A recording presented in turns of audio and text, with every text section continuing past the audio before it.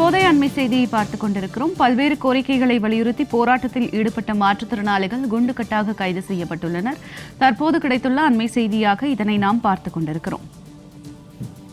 மாற்றுத்திறனாளிகளுக்கு குறைந்தபட்ச ஓய்வூதியமாக 6000 ரூபாய் வழங்கக் கோரி போராட்டம் நடைபெற்று வருகிறது. மாற்றுத்திறனாளிகளுக்கு குறைந்தபட்ச ஓய்வூதியமாக 6000 ரூபாய் வழங்கக் கோரி நடைபெற்ற போராட்டத்தில் போலீசார் அவர்களை குண்டுக்கட்டாக கைது செய்துள்ளனர். தற்போது கிடைத்துள்ள அண்மை செய்தியாக இதனை நாம் பார்த்துக் கொண்டிருக்கிறோம்.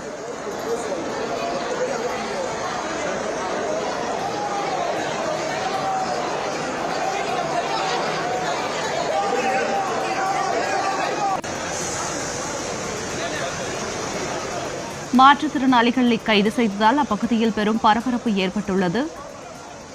விவரங்களோடு இணைகிறார் எமது செய்தியாளர் லாவண்யா. வணக்கம் லாவண்யா, இது குறித்த கூடுதல் விவரங்களை சொல்லுங்க.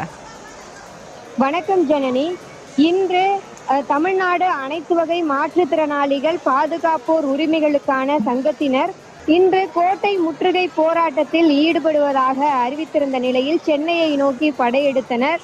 சுமார் 1000க்கும் மேற்பட்டவர்களை கோயம்பேடு பேருந்து நிலையத்தில் காவல்துறையினர் சிறை வைத்தனர். தங்களினுடைய அடிப்படை கோரிக்கையான உதவித்தொகையை உயர்த்தி தர வேண்டும். தற்பொழுது 1500 2000 ரூபாய் வரை வாங்கி கொண்டிருக்கக்கூடிய அந்த உதவித்தொகையை 6000 ரூபாயாக உயர்த்தி தர வேண்டும் என ஒரு முக்கியமான அவர்களுடைய கோரிக்கையை வலியுறுத்தி அவர்கள் இன்று போராட்டத்தில் ஈடுபட வந்த நிலையில் கோயம்பேடு பேருந்து நிலையத்தில் காலை 3:30 மணிக்கு சிறை வைக்கப்பட்டனர். காலையிலிருந்து உணவு கூட உட்கொள்ளாமல் இருந்த அவர்களை எந்தவித கோஷத்தையும் எழுப்பக்கூடாது என காவல்துறையினர் கண்டித்தனர். இருப்பினும் அவர்கள் தங்களினுடைய உரிமைகளுக்காக குரல் கொடுத்தே ஆக வேண்டும் என தொடர்ந்து கோஷத்தில் எல்லாம் ஈடுபட்டிருக்கக்கூடிய ஒரு சூழ்நிலையிலே காவல்துறையினர் தற்பொழுது மாற்றுத்திறனாளிகளை குண்டுக்கட்டாக மாற்றுத்திறனாளிகள் என்றும் பாராமல் அவர்கள் மீது எந்தவித ஒரு மனிதாபிமான அடிப்படையும் இல்லாமல் அவர்களை கைது செய்து வருகிறார்கள்.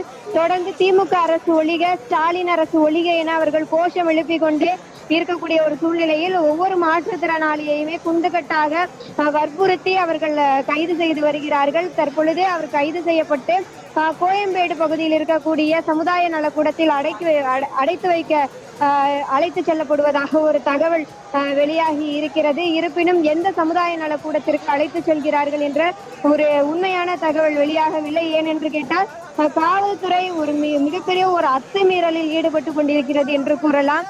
தங்களினுடைய உரிமைக்காக அமைதி முறையிலே போராட வந்த மாற்றுத்திறனாளிகளை குண்டுக்கட்டாக அவர்கள் கைது செய்திருப்பது மிகப்பெரிய ஒரு அதிர்ச்சியை ஏற்படுத்தி இருக்கிறது. தொடர்ந்து திராவிட மாடல் அரசு, விடியல் அரசு என்று பேசி கொண்டிருக்கக்கூடிய இந்த ஸ்டாலினுடைய அரசு எந்த மாதிரியான ஒரு வேலையில் ஈடுபட்டிருக்கிறது என்பதனை ஒரு கள யதார்த்தம் ஒரு பளிச்சு என்று காட்டுகிறது.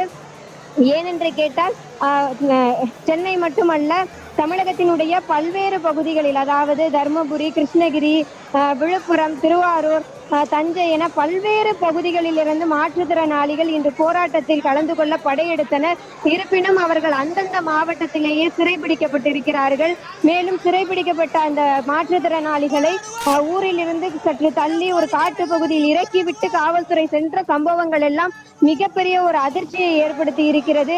ஏனென்று கேட்டால் பலருக்கு நடக்க முடியாது, கண் தெரியாது, பல்வேறு பிரச்சனைகளில் இருக்கக்கூடிய அவர்களை காவல்துறை எந்தவித மனிதாபிமான அடிப்படையுமே இன்றி அவர்கள் இப்படி நடத்துவது பொதுமக்கள் மத்தியிலே மிகப்பெரிய ஒரு அதிர்ச்சியை ஏற்படுத்தி இருக்கிறது. அதிலும் குறிப்பாக சட்டப்பேரவை கூட்டத்தொடர் நடந்து கொண்டிருக்கக்கூடிய இந்த வேளையிலே திமுக அரசு இந்த மாதிரியான அட்டூழியங்களில் ஈடுபட்டு கொண்டிருக்கிறது என மாற்றுத்திறனாளிகள் குற்றம் சாட்டி வருகிறார்கள். ஜனனி, தங்களுடைய விரிவான தகவலுக்கு நன்றி லாவண்யா.